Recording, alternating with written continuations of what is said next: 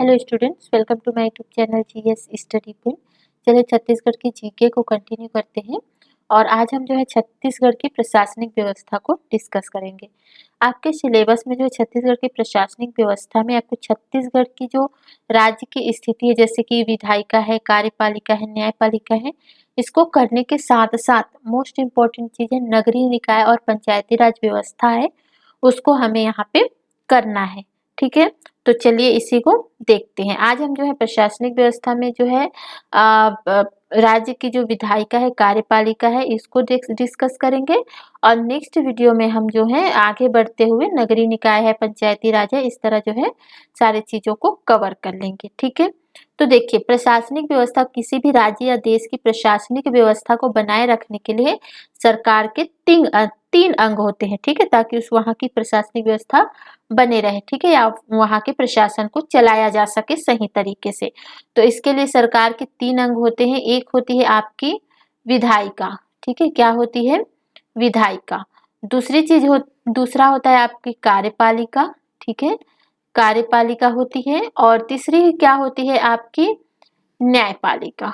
ठीक है, तीसरी होती है आपकी न्यायपालिका। तो कार्य के प्रशासन में राज्य सरकार की ये तीन अंग होते हैं।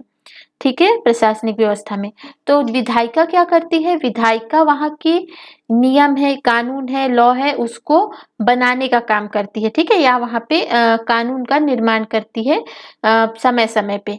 और जो विधायिका द्वारा जो कानून बनाया गया है, जो नियम लागू किए गए हैं, उसको जो नियम बनाए गए हैं उसको लागू करने का काम है। ठीक है, उसका क्रियान्वयन का काम जो है कौन करती है? कार्यपालिका करती है। और कार्यपालिका में जो किया जाता है, किस माध्यम से किया जाता है उन नीतियों का क्रियान्वयन, तो उसके लिए जो है दो विभाग होते हैं। एक होता है आपका सचिवालय, ठीक है, और एक होता है आपका निदेशालय। ठीक है, इसको हम जो है आगे देखेंगे। ठीक है, निदेशालय। तो ये जो है कार्यपालिका के दो अंग होते हैं। दूसरी चीज यहाँ पे होती है एक न्यायपालिका। तो विधायिका करती है कानून को बनाने का काम, कार्यपालिका कानून के क्रियान्वयन का काम करती है, और न्यायपालिका ये देखती है कि जो कानून बनाया जा रहा है, जो कानून लागू किया जा रहा है, वो सही तरीके से लागू किया जा रहा है या नहीं। और अगर उसको लगता है कि इस नियम से या इस कानून से किसी भी व्यक्ति का या किसी के भी अधिकार का, ठीक है, किसी मौलिक अधिकार का या किसी व्यक्ति के अधिकार की जो है हानि हो रही है, किसी को तकलीफ पहुंच रही है उस चीजों से, ठीक है, या फिर जो बनाया गया कानून है वो देश हित में नहीं है, राज्य के हित में नहीं है, तो न्यायपालिका उसमें परिवर्तन करती है या फिर न्याय करती है। ठीक है, तो इन सब चीजों को देखने का काम करती है न्यायपालिका। क्लियर? तो चलिए यहाँ पे देखते हैं राज्य विधानमंडल। तो राज्य विधानमंडल क्या होती है? राज्य की विधायिका होती है, जो लॉ और नियम जो है बनाती है। तो राज्य जो आपके पॉलिटी है, ठीक है, तो पॉलिटी के भाग 6 में जो है आपके आर्टिकल 168 से 212 तक के जो है आपके राज्य की विधानमंडल के बारे में या राज्य की विधायिका के बारे में बताया गया है। यहाँ पे कुछ चीजों को ध्यान रखिए कि पॉलिटी पूरी तरीके से जो है कंप्लीट कराया जा चुका है। ठीक है, तो आपको जो है छत्तीसगढ़ की अगर आप प्रशासनिक व्यवस्था पढ़ रहे हैं तो पॉलिटी में जो है आपको राज्य की जो प्रशासनिक व्यवस्था पढ़ाया गया है उसको आपको वहां पे देखना है। ठीक है, तो अगर आपने नहीं देखा है तो आप जो है चैनल के प्लेलिस्ट पे जाइएगा, तो वहां पे जो है पॉलिटी करके एक प्लेलिस्ट बना है, वहां से देख सकते हैं। या फिर मैं जो है आपको डिस्क्रिप्शन बॉक्स में कार्यपालिका है, विधायिका है जो राज्य की, ठीक है, और राज्य की जो न्यायपालिका है उसका जो है लिंक आपको डिस्क्रिप्शन बॉक्स में दे दूंगी। ठीक है, यहाँ पे हम जो है छत्तीसगढ़ के रिस्पेक्ट में यहाँ पे पढ़ रहे हैं, तो छत्तीसगढ़ की स्थिति क्या है उसको यहाँ पे देखेंगे। और जो आप पॉलिटी में देखेंगे, तो जब तक आप राज्य विधानमंडल को नहीं समझेंगे, कार्यपालिका को नहीं समझेंगे, न्यायपालिका को नहीं समझेंगे, तो ये चीजें आपको समझ में नहीं आएगी। ठीक है, तो आप उसको देख लीजिएगा, मैं जो है लिंक जो है डिस्क्रिप्शन बॉक्स में दे दूंगी। तो आपका जो पॉलिटी है उसके भाग 6 के अनुच्छेद 168 से 212 तक जो है राज्य की विधानमंडल या राज्य की विधायिका के बारे में बताया गया है। कुछ महत्वपूर्ण अनुच्छेद को याद रखना है जहां से आपके एग्जाम में क्वेश्चन पूछे जाते हैं। एक साइड अनुच्छेद दे दिया जाता है, इस एक साइड जो है उससे संबंधित चीजों को दिया जाता है और कहा जाता है कि इसको मिलाइए। ठीक है, तो आपके अनुच्छेद 168 में जो है क्या दिया हुआ है, जो विधानमंडल के बारे में बताया गया है। ठीक है, राज्य विधानमंडल को 3 तरह से बांटा जाता है, विधान परिषद, विधानसभा, ठीक है, और राज्यपाल में। तो इसको जो है यहाँ पे बताया गया है। दूसरी चीज अनुच्छेद 169 अगर हम देखते हैं तो इसमें जो है राज्य विधानमंडल के विधान परिषद के बारे में बताया गया है, विधान परिषद की संरचना को यहाँ पे बताया गया है। अनुच्छेद 170 में देखते हैं तो विधानसभा को बताया गया है। ठीक है, 171 में जो है विधान परिषद की संरचना है और अनुच्छेद 172 में जो है विधानमंडल की अवधि को डिस्कस किया गया है। सारी चीजें मैंने आपको पॉलिटी में विस्तार से बताई है। ठीक है, तो यहाँ पे चलिए आगे बढ़ते हैं। तो देखिए, राज्य की जो विधानमंडल है उसको 3 तरह से बांटा गया है। ठीक है, जैसे पार्लियामेंट को बांटा जाता है लोकसभा, राज्यसभा और राष्ट्रपति में, उसी तरह राज्य के विधानमंडल को बांटा गया है विधान परिषद, विधानसभा और राज्यपाल में। ठीक है, विधान परिषद जो है उच्च सदन होता है, विधानसभा जो है निम्न सदन होता है और एक राज्यपाल होते हैं। तो जो विधान परिषद है वो जो है कुछ ही स्टेट में है, इनके लिए कुछ क्राइटेरिया होते हैं, कुछ नियम होते हैं जिससे जो है आप किसी भी राज्य में विधान परिषद की स्थापना करते हैं। तो वर्तमान में जो है 6 ऐसे राज्य हैं जहाँ पे जो है विधान परिषद है। ठीक है, जैसे आपके तेलंगाना में है, आंध्र प्रदेश में है, उत्तर प्रदेश में है, बिहार में है, कर्नाटक में है, महाराष्ट्र में है। ठीक है, विधानसभा जो है देखिए छत्तीसगढ़ में विधान परिषद नहीं है, केवल जो है विधानसभा है। ठीक है, तो यहाँ पे हम जो है विधानसभा को डिस्कस करेंगे। ठीक है, विधानसभा को विस्तार, विधान परिषद को देखने के लिए आप जो है पॉलिटी के वीडियो को देख लीजिएगा। ठीक है, वहाँ पे मैंने विस्तार से डिस्कस किया है क्या क्राइटेरिया होना चाहिए, क्यों जो है इन 6 राज्यों में ही जो है विधान परिषद बनाया गया है, ये सारी चीजें वहाँ पे बताई गई है। विधानसभा को देखते हैं तो यहाँ पे मैं छत्तीसगढ़ के हिसाब से बता रही हूँ, बाकी जो डिटेल्ड में जो है आपको देखना है तो आप जो है पॉलिटी को देख लीजिएगा। ठीक है, तो आर्टिकल 170 में जो है विधानसभा को दिया गया है आपके संविधान के आर्टिकल 170 में। और जो विधानसभा है तो छत्तीसगढ़ के जो विधानसभा भवन का नाम जो है मिनी माता है। ठीक है, जो कहाँ है तो रायपुर में है। ठीक है, तो छत्तीसगढ़ की विधानसभा भवन का नाम है मिनी माता, जो रायपुर में स्थित है। और मिनी माता के नाम पर ही जो है विधानसभा क्यों रखा गया, तो मिनी माता जो है छत्तीसगढ़ की जो पहली महिला सांसद थी। ठीक है, तो उन्हीं के नाम पे जो है ये भवन का नाम जो है मिनी माता रखा गया है। संरचना देखते हैं विधानसभा की, अगर छत्तीसगढ़ में तो विधानसभा की संरचना में विधानसभा सीट जो है आपकी छत्तीसगढ़ में है 91। ठीक है, तो 91 विधानसभा सीट है, जिसमें जो निर्वाचित क्षेत्र है या निर्वाचित सदस्य हैं वो है 90 और एक है मनोनीत। ठीक है, तो देखिए राज्य में जो है आर्टिकल 333 के अंतर्गत जो है राज्यपाल जो है एक विधानसभा में एक एंग्लो इंडियन को मनोनीत करता है। ठीक है, तो वही है ये मनोनीत एक है, बाकी जो है 90 जो है निर्वाचित होकर आते हैं। ठीक है, चुनाव के माध्यम से। और इसमें जो है आरक्षण की बात करते हैं तो एसटी जो है 29 है। ठीक है, आरक्षण के लिए जो शेड्यूल ट्राइब है, और शेड्यूल कास्ट के लिए जो है 10 है सीट आरक्षित है। और अनरिजर्व के लिए जो है कितनी सीटें हैं तो 51 सीटें जो है वर्तमान में अनरिजर्व के लिए है। अब यहाँ पे देखते हैं कि विधानसभा सीट किन किन भागों में जो है बांटा गया है। तो देखिए आपके पहले में जो है 90 सीट है, ये आपको पता है। तो कौन कौन से संभाग में कौन कौन सी सीट है तो इसको हम यहाँ पे देख लेते हैं। तो सबसे पहले हम जो है सरगुजा संभाग को देखते हैं। तो सरगुजा संभाग में जो है टोटल जो है 14 विधानसभा सीट है। ठीक है, कितनी विधानसभा सीट है तो 14 विधानसभा सीट जो है सरगुजा संभाग में। तो और इन 14 विधानसभा सीट में जो एसटी के लिए जो आरक्षित सीटें हैं वो कितनी है 9 है। ठीक है, और एससी के लिए जो है यहाँ पे कोई भी आरक्षण नहीं है, कहाँ सरगुजा संभाग में। ठीक है, और अनरिजर्व के लिए कितनी सीटें हैं यहाँ पे, तो 5 हैं। और यहाँ पे हम जो है पहले आपको मैं यहाँ दिखाती हूँ, तो ये जो है आपका सरगुजा संभाग है, ठीक है। तो सरगुजा संभाग में कौन कौन सी, देखिए आपको अगर एसटी पता है, एससी की सीटें पता है, तो अनरिजर्व को आपको याद करने की जरूरत नहीं पड़ेगी, ठीक है। तो हम यहाँ पे जो है एसटी को देख लेते हैं कि कौन कौन से। तो यहाँ पे कोरिया में देखिए कोरिया जिले में 3 क्षेत्र है, भरतपुर है, सोनहट है और प्रतापपुर है, ठीक है। तो ये 3 जो है एसटी आरक्षित क्षेत्र है सरगुजा संभाग में।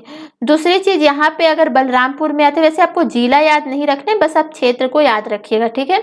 यहाँ है आपका रामानुजगंज और सामरी, ठीक है। ये 2 जो है क्या है आपके विधानसभा सीट के है एसटी के लिए। यहाँ देखिए लुंड्रा है, सीतापुर है, ठीक है। ये भी जो है आपके कहा क्या है, विधानसभा एसटी आरक्षित क्षेत्र है।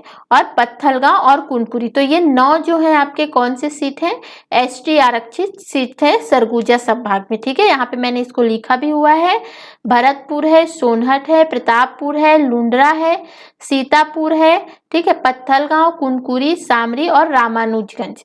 तो ये 9 जो है सरगुजा संभाग में एसटी आरक्षित सीटें हैं। आगे अगर हम बढ़ते हैं तो बिलासपुर संभाग में अगर आते हैं, तो बिलासपुर संभाग में जो विधानसभा सीट कितनी है, तो 24 जो है विधानसभा सीट है। देखो सीटों का जो बंटवारा होता है वो वहां की जनसंख्या के हिसाब से किया जाता है, ठीक है। तो यहाँ पे जो है बिलासपुर संभाग में जो है 24 विधानसभा सीट है। तो ये जो है एसटी के लिए कितनी सीटें हैं, तो 5 जो है एसटी के लिए आरक्षित सीटें हैं, एससी के लिए 4 है और अनरिजर्व कितनी है, तो 15 है, ठीक है। तो एसटी के लिए जो 5 आरक्षित सीटें हैं वो है आपकी मरवाही, जो पेंड्रा गोरेला मरवाही वाला जो डिस्ट्रिक्ट है वहां का जो है ये मरवाही है, ठीक है। फिर आपका पाली है, रामपुर है, धर्मजयगढ़ और लेलुंगा, ये जो रायगढ़ के क्षेत्र हैं, ठीक है। तो ये जो 5 जो है बिलासपुर संभाग में जो है विधानसभा सीटें हैं, तो इन को याद रखिएगा। एससी जो है अभी हम नीचे डिस्कस करेंगे अलग से, यहाँ पे एसटी को ही आप देखिए, ठीक है। दूसरी चीज देखिए दुर्ग संभाग में अगर आते हैं, तो दुर्ग संभाग में 20 जो है विधानसभा सीट है, ठीक है, जिसमें से एसटी के लिए जो है आरक्षित सीट है 2, एससी के लिए है 3 और अनरिजर्व में है कितनी, 15। तो एसटी के लिए जो है 2 जो है आपकी ये राजनांदगांव वाला जो क्षेत्र है, मोहला मानपुर वाला, ठीक है, वो जो है आपका दुर्ग संभाग में है, और एक है आपके डोंडी लोहारा, ठीक है। तो ये 2 जो है एसटी आरक्षित सीटें हैं कहाँ, दुर्ग में। दूसरी चीज यहाँ पे याद रखिए रायपुर संभाग में, तो रायपुर संभाग में 20 विधानसभा सीट है, दुर्ग और रायपुर की जो विधानसभा सीट है इक्वल है, तो यहाँ 20 विधानसभा सीट है, जिसमें एसटी कितने हैं, तो 2 हैं और एससी के लिए 3 है और अनरिजर्व कितने हैं, 15 है। तो जो 2 एसटी सीटें हैं वो है एक तो सिहावा है और एक है आपका बिंद्रा नवागढ़, क्लियर है। दूसरी चीज यहाँ पे बस्तर संभाग में अगर आते हैं, तो सबसे ज्यादा जो है एसटी आरक्षित सीटें जो है कहाँ है, तो बस्तर में ही है। दूसरी जो है आपके कहाँ है, तो सरगुजा में है। तो बस्तर में जो है 11 जो है एसटी आरक्षित सीटें हैं, ठीक है। यहाँ देखिए टोटल 12 सीट है, जिसमें 11 जो है एसटी के लिए है और एक जो है अनरिजर्व है, और जो है एससी जो है 0 है। तो जो आपके सरगुजा संभाग है और बस्तर संभाग है, तो वहां पे एससी के लिए शेड्यूल कास्ट के लिए जो है आपके सीट आरक्षण नहीं दिया गया है, ठीक है। तो यहाँ पे देखिए एसटी में जो है आपके यहाँ पे अनरिजर्व केवल एक है, तो ये जगदलपुर ही है। बाकी जो डिस्ट्रिक्ट है जैसे कि आपके कांकेर है, ठीक है, भानु प्रतापपुर है, केशकाल है, कोंडागांव है, चित्रकूट है, ठीक है, बस्तर है, दंतेवाड़ा है, सुकमा, बीजापुर, नारायणपुर और अंतागढ़, ठीक है। ये जो 11 हैं वो जो है एसटी आरक्षण क्षेत्र है। यहाँ पे लिखा भी हुआ है कांकेर, भानु प्रतापपुर, केशकाल, अंतागढ़, कोंडागांव, नारायणपुर, सुकमा, बीजापुर, दंतेवाड़ा, चित्रकूट और बस्तर, ये जो है बस्तर संभाग में एसटी आरक्षित क्षेत्र है। अब यहाँ पे हम जो है एससी के लिए देख लेते हैं मैप में। तो देखिए सरगुजा में नहीं है एससी को कोई भी आरक्षण, बस्तर संभाग में एससी का कोई आरक्षण नहीं है। तो 3 संभाग हैं, बस्तर, बिलासपुर, दुर्ग और कहाँ, रायपुर। तो बिलासपुर में जो है 4 एससी आरक्षण है, ठीक है, याद रखिएगा 4 सीट जो है एससी के लिए रिजर्व है, और बाकी जो 2 हैं आपके रायपुर और कहाँ, दुर्ग, तो इसमें जो है 3-3 है। ठीक है, तो इसको याद रखिएगा, रायपुर और दुर्ग में 3 एससी आरक्षण दिया गया है और 4 जो है एससी आरक्षण बिलासपुर में है, सरगुजा और बस्तर में नहीं है। तो 4 कौन कौन से हैं यहाँ पे देखिए, बिलासपुर में है एक मुंगेली है, मस्तूरी है, पामगढ़ है और सारंगगढ़ है। ठीक है, तो ये जो 4 है वो क्या है आपके बिलासपुर संभाग के लिए एससी आरक्षित सीटें हैं। 3 देखिए, जो डोंगरगढ़ है, नवागढ़ है, अहिवारा है, ये जो है कहाँ के हैं, दुर्ग संभाग के हैं। और यहाँ बिलाईगढ़, सरायपाली और आरंग, ये जो है आपके रायपुर संभाग पे आरक्षित सीटें हैं। क्लियर है इतना। अब चलिए आगे बढ़ते हैं और देखते हैं कार्यपालिका। कार्यपालिका क्या करती है, जो विधायिका द्वारा जो कानून या नीति जो बनाए गए हैं उनको जो है क्रियान्वयन कराने का जो है काम करती है। ठीक है, तो कार्यपालिका के जो अंग कौन कौन से आते हैं, तो इससे जो मुख्यमंत्री है, मंत्री परिषद है, महाधिवक्ता है, राज्यपाल है।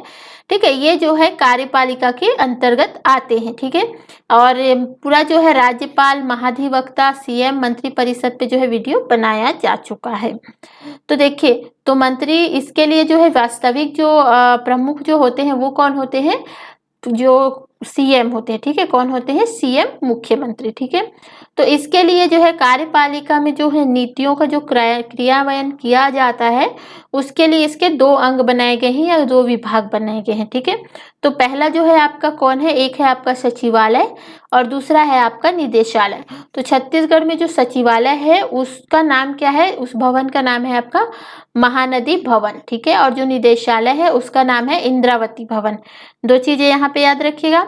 दूसरी चीज यहाँ पे देखिए काम क्या करता है, तो नीति निर्माण में मंत्रियों की सहायता, जो विधायिका में जो मंत्री होते हैं वो जो नीति निर्माण करते हैं, ठीक है, तो उनमें जो है सहायता देते हैं कहाँ के मेंबर, जो है सचिवालय के।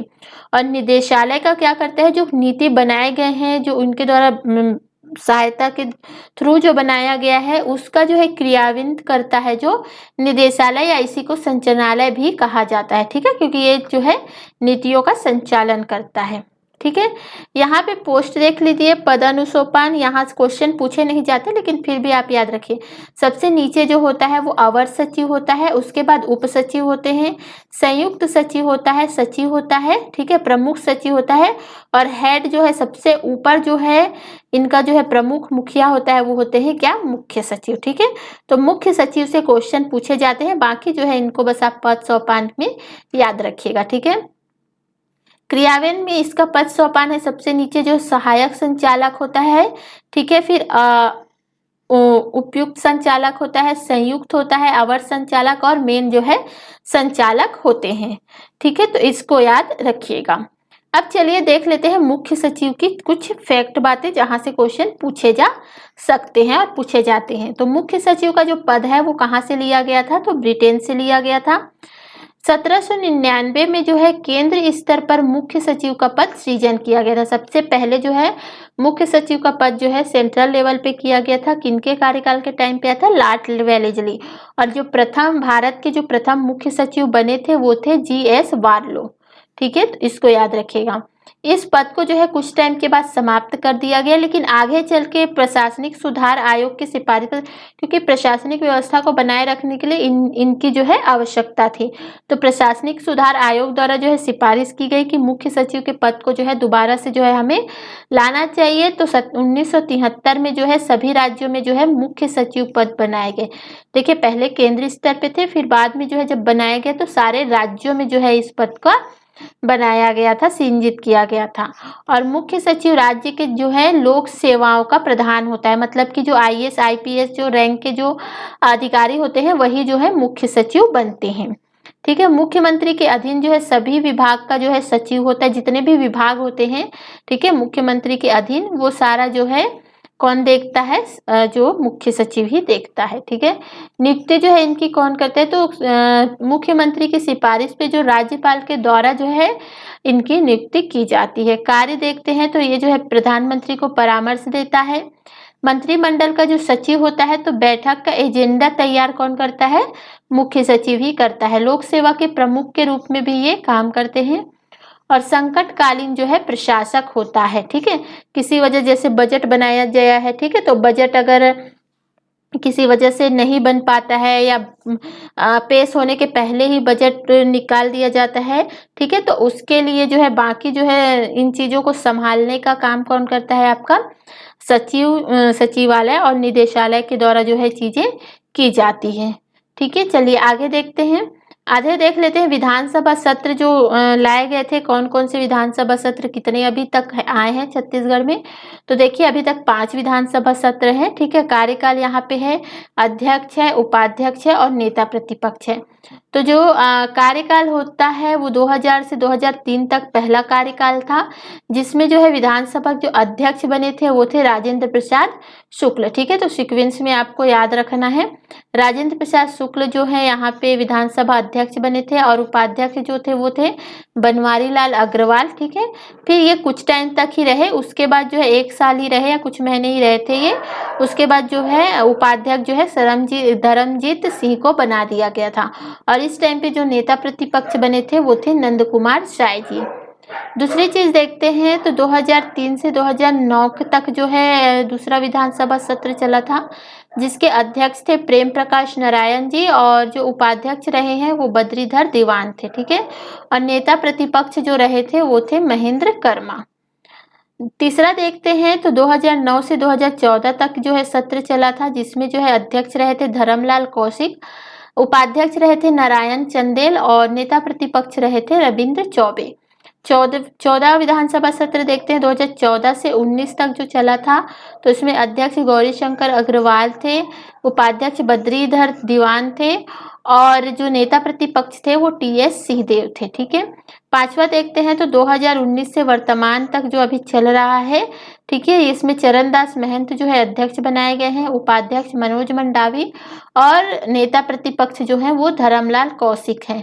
ठीक है, क्वेश्चन पूछा जाता है, याद रखिएगा। मनोनीत सदस्य जो मनोनीत किया जाता है राज्यपाल के द्वारा आर्टिकल 333 के अंतर्गत, तो मनोनीत जो सदस्य हैं अभी मैकलाउड पहले थे, फिर जो बेकमेन थे, फिर रोड्रिस, फिर दूसरे में भी रोड्रिस आए थे। ठीक है, विधानसभा में, और पांचवा अभी जो है कोई अभी बनाया नहीं गया है। मुख्यमंत्री की बात करते हैं तो अजीत जोगी जो है पहले मुख्यमंत्री बने थे यहाँ के छत्तीसगढ़ के, उसके बाद जो है रमन सिंह बने थे और वर्तमान में जो है मुख्यमंत्री हैं आपके भूपेश बघेल। सबसे लंबे समय तक जो है मुख्यमंत्री रहे हैं वो कौन है? तो रमन सिंह। ठीक है, आगे चलिए देखते हैं, राज्यपाल को डिस्कस कर लेते हैं। ठीक है, तो राज्यपाल कौन कौन से हैं? तो राज्यपाल जो है आपके डीएन सहाय जो है पहले राज्यपाल बने थे। ठीक है, और इनका कार्यकाल जो है 2000 से 2000, आपको कार्यकाल याद रखने की जरूरत नहीं है, बस याद रखिए पहले राज्यपाल जो है डीएन सहाय थे और ये जो है आईपीएस रहे थे। ठीक है, उसके बाद जो है ये राज्यपाल बने और ये कौन से राज्य से थे? तो बिहार से बिलोंग करते थे। दूसरा केएम सेठ थे। ठीक है, और ये आर्मी में थे और ये जो है यूपी से बिलोंग करते थे। ये कुछ टाइम तक ही रहे थे और इनके टाइम जब ये हटे तो कार्यवाहक राज्यपाल की जरूरत पड़ी थी, तो कार्यवाहक राज्यपाल इस टाइम बनाए गए थे सुनील कुमार जी। ठीक है, ESL नरसिंहन जो है राज्यपाल बने थे और ये भी जो है IPSC थे और ये जो है तेलंगाना से जो तमिलनाडु से जो है ये राज्य से बिलोंग करते थे। चौथा देखते हैं शेखर दत्त। तो शेखर जग जो है चौथे राज्यपाल बने थे और इनके जब हटे थे तब कार्यवाहक राज्यपाल के रूप में जो है राम नरेश मदान को ये कार्यवाहक राज्यपाल बनाया गया था। ठीक है, ये जो है IAS अधिकारी थे और ये जो है मध्य प्रदेश से बिलोंग करते थे। पांचवे देखते हैं बलराम दास जो है राज्यपाल बने थे और ये डिप्टी CM रहे थे और ये जो पंजाब से बिलोंग करते थे। और इसके बाद जो है आनंदी पटेल जो आई थी, आनंदीबेन पटेल, ये जो है कार्यवाहक राज्यपाल रही थी और ये गुजरात से जो है बिलोंग करती थी। छठवा देखते हैं तो अभी जो वर्तमान में जो राज्यपाल है छत्तीसगढ़ की वो है अनुसुईया उइके। ठीक है, और ये जो है मध्य प्रदेश से जो है बिलोंग करती है। बस इतनी चीजें आपको यहाँ पे याद रखनी है। अब देखिए जो विधानमंडल चुनाव हुए हैं अभी वर्तमान में वर्तमान में नहीं, विधानसभा चुनाव अभी जो हुए थे, तो उस टाइम वर्तमान में कौन क्या है, कि कहाँ कितनी सीटों से कौन जीता है, ये सारे पे जो है एक वीडियो बना दिया गया है, ठीक है। तो उसका भी जो मैं लिंक आपको डिस्क्रिप्शन बॉक्स में दे दूंगी, तो उसको भी जो है आप देख लीजिएगा, ठीक है। तो इतनी चीजें आपको यहाँ पे करनी है। तो ये सारी चीजें आपको करनी है। साथ ही साथ पॉलिटी में जो राज्य का जो है आपका, उसको करना है। राज्य की जो कार्यपालिका है, राज्य की जो मंत्री परिषद है, राज्यपाल है, इतनी चीजों को। साथ ही जो है जो विधान सभा का चुनाव जो हुआ था, तो वर्तमान में कौन क्या है, लोकसभा, राज्यसभा, वो सारी चीजों पे वीडियो बना के उसको भी आप देख लीजिएगा। सारा का लिंक जो है आपको डिस्क्रिप्शन बॉक्स में दे दिया जाएगा, ठीक है। तो वीडियो यही खत्म करते हैं, और नेक्स्ट वीडियो में जो है मैं आपको नगरीय निकाय को पढ़ाऊंगी, ठीक है। नगरीय निकाय को हम नेक्स्ट वीडियो में देखेंगे। उसके बाद कंटिन्यू करेंगे और पंचायती राज भी व्यवस्था को भी देखेंगे। साथ ही यहाँ पे जो चेंजेस किए गए हैं नगरीय निकाय में, कौन कौन से चेंजेस हुए हैं, उसको भी हम देख लेंगे, ठीक है। तो चलिए, वीडियो पसंद आता है तो वीडियो को लाइक कीजिएगा, और दोस्तों के साथ शेयर जरूर कीजिएगा, और कमेंट बॉक्स में कमेंट करके जरूर बताइएगा कि इस तरह से पढ़ना आपको कैसा लग रहा है, ठीक है, ताकि जिससे जो है मुझे मोटिवेशन मिलता रहे। तो थैंक यू फॉर वॉचिंग।